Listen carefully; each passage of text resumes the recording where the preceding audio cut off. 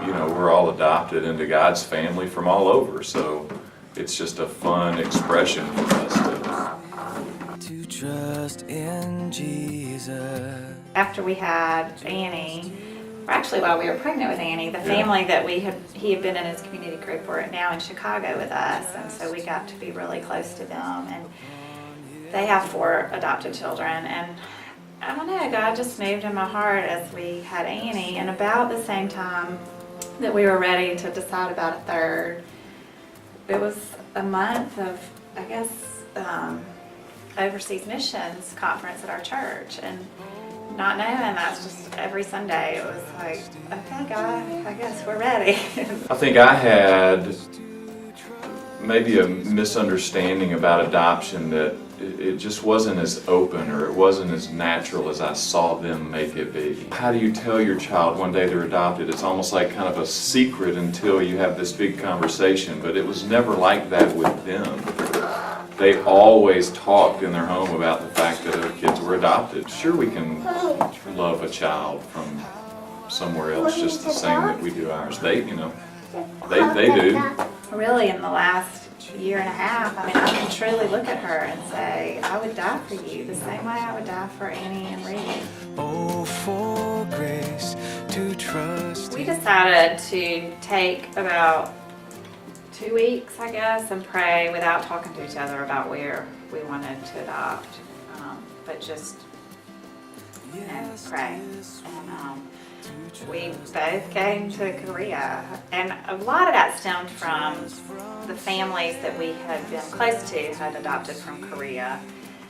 And, you know, there were lots of extenuating factors, but we just really felt like that's where we both were kind of on our heart to go in that direction. It helped us watch the other families who got used to Korea. There were easy issues for us to, kind of help rule out as far as countries were concerned. When we sat down to tell the children we were adopting from Korea, and that she was going to look a little bit different than we were, and Ray looked at us and he said, "Well, that's okay. You and Daddy are different colors." Can I see your hand, Grace? If you look, I mean, it's crazy, right? But look at the skin. Look at your skin. Is your skin the same as Daddy's, or is Daddy's the same as Mommy's? Yeah. In some ways, it's not as intimidating or as involved as you would think. Put all this stuff together, you submit what they call a dossier. So once we submit the dossier, we're just waiting for the child. Days and months go by, and you're just waiting to get a phone call, basically, from your social worker saying, we have a child. We left Georgia, moved to Alabama, and when that happened, that essentially was supposed to end our application. And she told us, she said, if you want to keep your application with us, you need to have residency in Georgia. I said, can I rent a basement from my best friend for $1 a month? That's when we felt like all the doors were shutting. We thought, okay, we were ready and willing, but obviously this is not where we are being led. It's a Wednesday, because you're taking the kids to piano. Julie gets a phone call from our social worker, and we think she's reminding us, that you all need to submit a letter so that you can cancel your application. So she calls Julie and she says, well, I kind of had a feeling this might happen. She said, there's a child, and you've got a referral, and you have basically 24 hours to tell us, yes or no. We were both in shock. It wasn't joy there's a lot of emotions that just all of a sudden got kick-started again. But Like, what's wrong, Mom? I was she sobbing. starts crying. And I couldn't go. We didn't go to music. I couldn't quite get myself together. I go to this men's ministry dinner at First Pres, and I'm kind of in a fog. I'm thinking about it. I told my dad about it. I said, we just got to call, and he doesn't really know what's going on. And the name of the book has nothing to do with adoption that they're starting to do for the men's ministry is titled When Grace Comes Home. We're reaching out to our parents to say, this has happened, so would you pray for this? And her mom's listening to Amazing Grace. Oh, well, if you get this child, You've got to name her Grace, because I'm listening to Amazing Grace. Then we looked at the information. So the social worker gave her a name, which was So-Un, S-O-E-U-N, and we kept it in her name, her legal name.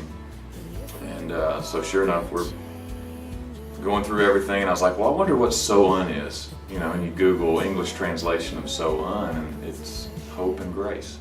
At that moment, we kind of stopped and just looked at each other. God had preordained this child to be ours before the world began.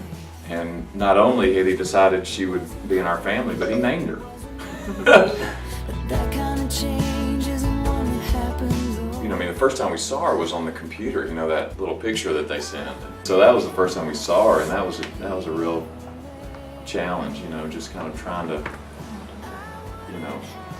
bond with a picture. We had medical questions, and so we're kind of following up with people and trying to get things clarified. And there's this other, 8 or 9 months where you're dying because your life, basically your family life, kind of is on hold because you know what's waiting for you, but you don't. You finally make a match and you have a family willing to accept a child. You should be able to go over and get them tomorrow. But this is another part of God's hand in her life. She was placed in a foster home. This was a Christian lady, which was just a huge gift because she would pray with her. She would, I think she told us through a translator when we met her that, she would do chores and, be singing her, hymns, Korean hymns. We did a CD of some of the hymns we sing to our other two and had it recorded and sent over there. And she, you never know if they're going to play it. Does she even have a CD player at the house? But she did. She played it for her every night. She said when she was going to sleep. We're taking her. We're getting in a cab with her, and she's screaming. And we start singing "Jesus Loves Me" to her, which was one of the songs on the CD. And she puts her head on my shoulder and goes to sleep.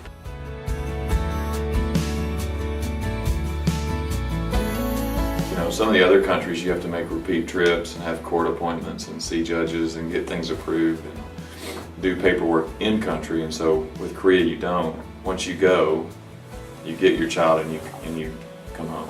The funny part is they call you and you have about 3 days to get over there.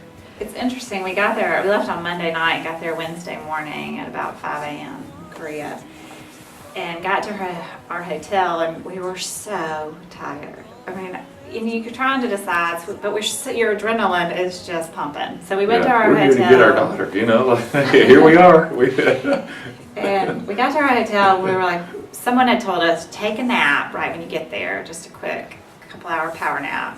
And neither of us could do that. We laid down and, are you asleep now? And so we went and got Starbucks.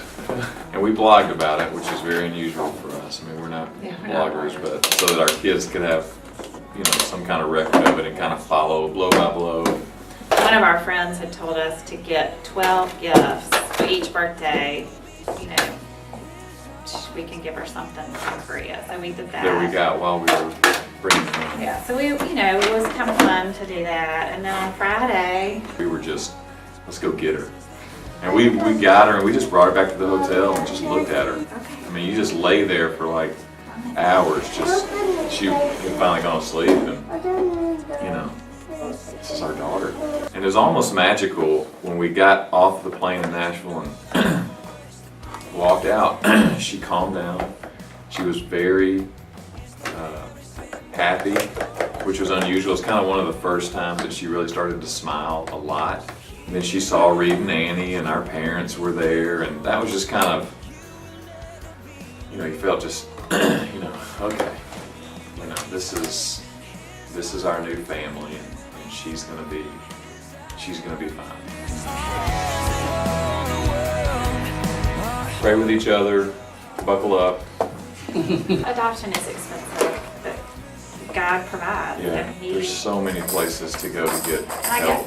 we have a community of believers who can help with fundraising. Let God remove the barriers, not you. It's challenging. There are seasons because of adopting her where we've been pushed. I would encourage people to embrace that.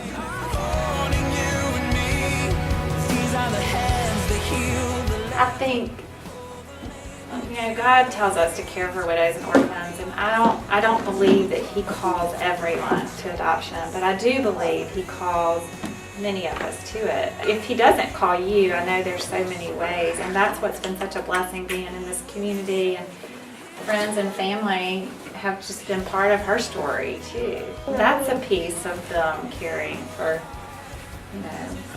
widows and orphans. God looks at us like this. We come from all different types of places and circumstances that you could never dream of. And He brings us into His family through Christ.